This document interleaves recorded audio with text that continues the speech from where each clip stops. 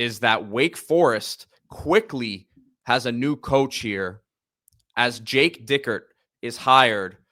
And you saw the other day, Dave Clawson, sort of a surprise stepping down, resignation. He's still going to remain with the program. So it's not like there was any sort of scandal that pushed him out the door. It hadn't been a good last couple seasons there. But former Washington State coach is now heading to the ACC.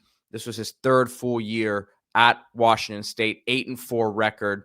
And guy who took over midway through 2021 when Nick Rolovich, who was just hired as the offensive coordinator at Cal, actually was fired because he did not want to take the COVID vaccine. So he took over in a tough time. There was things were kind of going well for them, and they were building in the right direction. And that happened. He steadies the ship. They've had a lot of success the last couple years. Cam Ward coming out of there.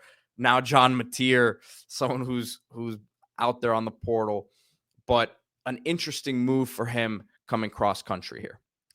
Yeah, this is a guy who's been around. He's been at the FCS level, Division II, been at, of course, Group of Five with Wyoming, and now Washington State, sort of both, right? You're in the Power Five, now back to the Group of Five. Had an unbelievable start to this season, 8-1, lost the last three, but still 8-4 for Washington State. A very challenging program, tough place to win at.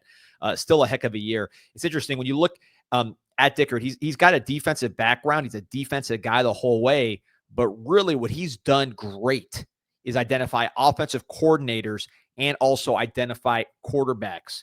So you look at Eric Morris from Incarnate Word, who's now the head coach at North Texas, putting up a ton of points down there at North Texas. It was a great hire from a smaller school that was not FBS. Then he goes to Ben Arbuckle, one of the youngest offensive coordinators in the country, catches a rising star, does a great job with Ben Arbuckle. Ben Arbuckle is now the offensive coordinator at Oklahoma. So he caught two guys on the up who then went on to greener pastures, at least financially, right? Quarterback-wise, Cam Ward comes with Eric Morris from Incarnate Word. Cam Ward, Heisman finalist, first-round pick. Hard to get much better than that coming from the FCS level. And then you talk about the current quarterback, John Mateer, who was ranked as the 124th ranked quarterback in America and is now the #1 overall player in the transfer portal, visiting Oklahoma right now, Miami trying to get in there. So even though he's a defensive guy, he thinks outside the box with his coordinator hires, and he's had success on that front, particularly on the offensive side of the ball, and then the quarterbacks that he's identified along with those guys. So if he can take that to Wake Forest, a job that's going to be a lot more challenging in terms of not necessarily the resources, because he's used to working with less resources at a Washington State. It's a tough job, but certainly the schedule is going to be a lot tougher than what you had this year. Now, in the past, he was competing Pac-12. That was different. But now, from this year, going 8 wins to a Wake Forest team that would love to get 8 wins, you're a hero. You're Dave Clawson if you're getting to that 8-win number. It's going to be a lot tougher. They have NIL limitations that he's going to have to work through. But one way you can work around that is by thinking outside the box with your coordinators and getting quarterbacks that are undervalued by others. So if he can carry that over and then maybe bring some of that defensive expertise to get this defense right, I think he's going to be in good shape. Wake Forest wasn't that far away, at least in terms of where they are when they're good in the ACC. They lost a lot of close games. Are they going to be a 10, 11-win team even in a great year? Probably not.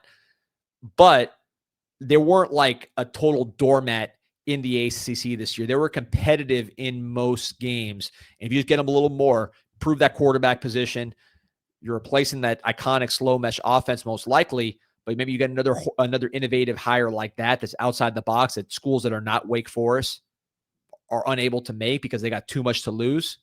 Maybe now you can get back to where Clawson was, which is a respected program, a team that no one wants to prepare for and play, and a tough out. So it would be an interesting move. I think creativity is going to be the name of the game here for Dickert. And if he just tries to be like every other ACC program at Wake Forest, I think the NIL resources just aren't going to be there for what he needs to do. And real quick here, just looking at Washington State, kind of what's left behind there right now. The offensive coordinator, as you mentioned, headed to Oklahoma, or already there in Oklahoma. Head coach, he's gone. You see defensive coordinator gone, QB coach, running back coach, John Mateer, and then 22 other players on the portal. And they have a bowl game coming up here against a good Syracuse team. Yeah. So that'll be an interesting one.